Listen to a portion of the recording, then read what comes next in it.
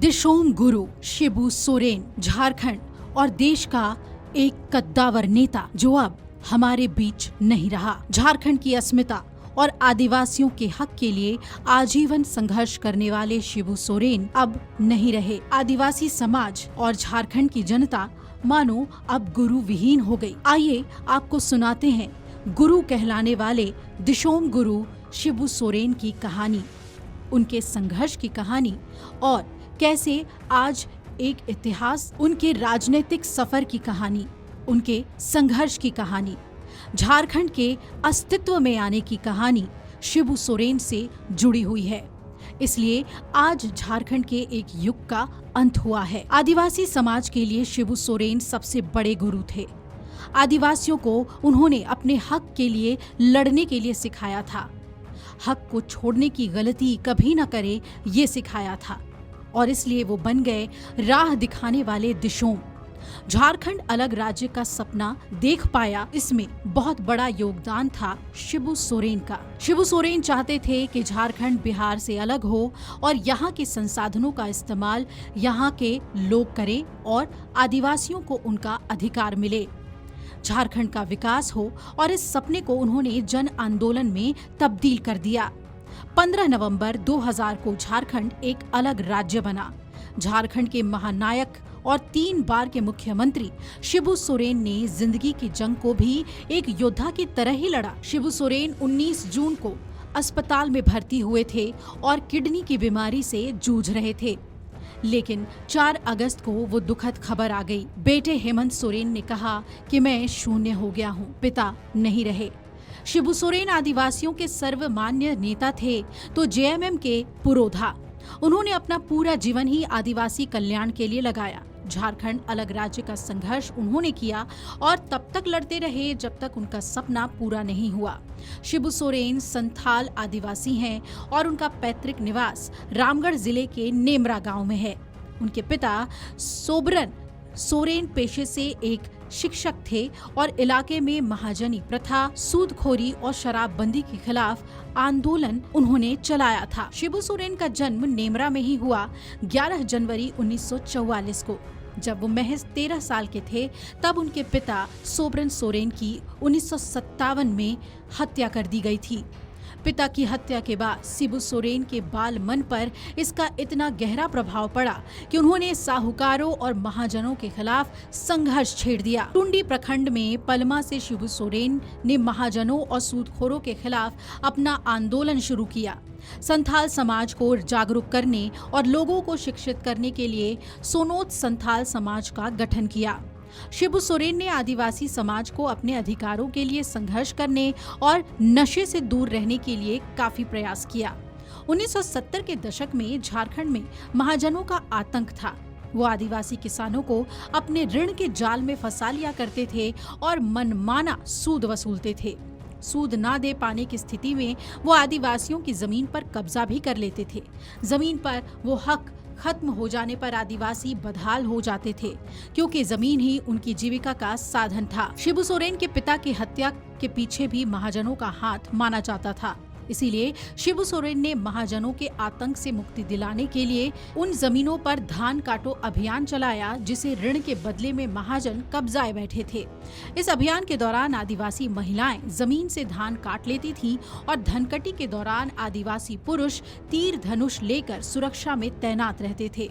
इस तरह महाजनों को शिबू सोरेन ने टक्कर दी। इतना ही नहीं, उन्होंने आदिवासियों को सामूहिक खेती और सामूहिक पाठशाला के लिए प्रेरित किया।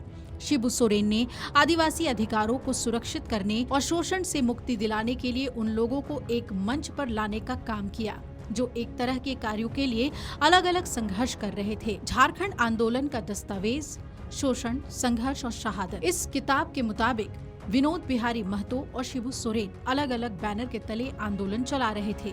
4 फरवरी 1972 को तीनों एक साथ हुए और सोनोत संथाल समाज और शिवाजी समाज का विलय कर झारखंड मुक्ति मोर्चा नाम का एक संगठन बनाने का निर्णय लिया। इसके बाद झारखंड मुक्ति मोर्चा का गठन हुआ। झामुमो के गठन के बाद ही विनोद बिहारी महतो इसके पहले अध्यक्ष थे और शिबू सोरेन को महासचिव बनाया गया था। झारखंड मुक्ति मोर्चा के गठन के बाद उन्होंने पहली बार 1977 में लोकसभा और टुंडी विधानसभा क्षेत्र का चुनाव लड़ा। दोनों ही चुनाव में गुरुजी को हार मिली। इसके बाद गुरुजी ने संथाल परगना का रुख किया और 1980 में दुमका लोकसभा क्षेत्र से चुनाव जीतकर जेएमएम के पहले सांसद बने। वहीं जेएमएम की एक बड़ी उपलब्धि ये रही कि 1980 के विधानसभा चुनाव में संथाल परगना के 18 में से 9 सीटों पर जेएमएम को जीत मिल गई। उस वक्त झारखंड बिहार का ही हिस्सा था और जेएमएम की जीत से बिहार की राजनीति में बड़ा बदलाव हुआ। झारखंड अलग राज्य के आंदोलन को बनाया जन आंदोलन। जी हाँ, झारखंड अलग राज्य की मांग काफी पुरानी थी, लेकिन राजनीति में सक्रिय होने के बाद शिबू सोरेन ने इस आंदोलन को जनता का आंदोलन बना दिया। उनके आंदोलन की वजह से ही एक अलग राज्य का गठन हुआ। 1980 में जब वो जेएमएम के पहले सांसद बनकर संसद पहुंचे तो उन्होंने वहां आदिवासियों के मुद्दे को उठाना शुरू किया। आदिवासियों की संस्कृति, भाषा, जल, जंगल, जमीन, उनके अधिकारों की बात की और अलग राज्य के आंदोलन को दिशा दिया। उन्होंने अपने आंदोलन से सरकार पर इतना दबाव बनाया कि 15 नवंबर 2000 को झारखंड अलग राज्य हो गया। इस आंदोलन के लिए शिबू सोरेन ने व्यापक जन समर्थन तैयार किया था, जो उनकी बहुत बड़ी उपलब्धि थी। झारखंड के 3 बार मुख्यमंत्री बनने का गौरव उन्हें हासिल है।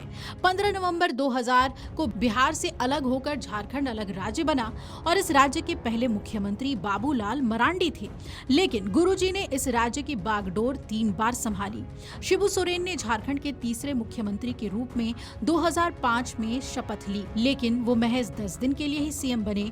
इनका कार्यकाल 2 मार्च 2005 से लेकर 11 मार्च 2005 तक रहा। इसके बाद दूसरी बार 2008 में भी वो मुख्यमंत्री बने। इस दौरान उनका कार्यकाल 27 अगस्त 2008 से लेकर 12 जनवरी 2009 तक का रहा, लेकिन तीसरी बार साल 2009 में वो सीएम बने और इस दौरान इनका कार्यकाल 30 दिसंबर 2009 से लेकर 31 मई 2010 तक ही रहा।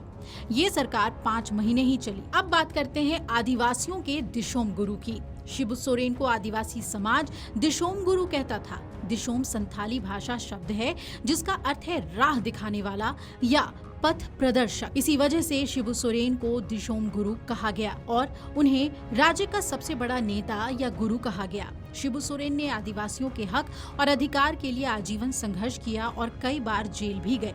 उन्होंने आदिवासी समाज को जगाने का काम किया और उनके गुरु बने। उनके राजनीतिक इतिहास में उनके ऊपर कई आरोप भी लगे, लेकिन उनकी राजनीतिक विरासत को उनके बेटे हेमंत सोरेन ने बेहतर तरीके से संभाला। लेकिन आज हेमंत सोरेन समेत झारखंड मुक्ति मोर्चा और झारखंड को अपने इस लोकप्रिय और प्रिय नेता की याद आ रही है और पूरे राज्य में शोक की लहर है।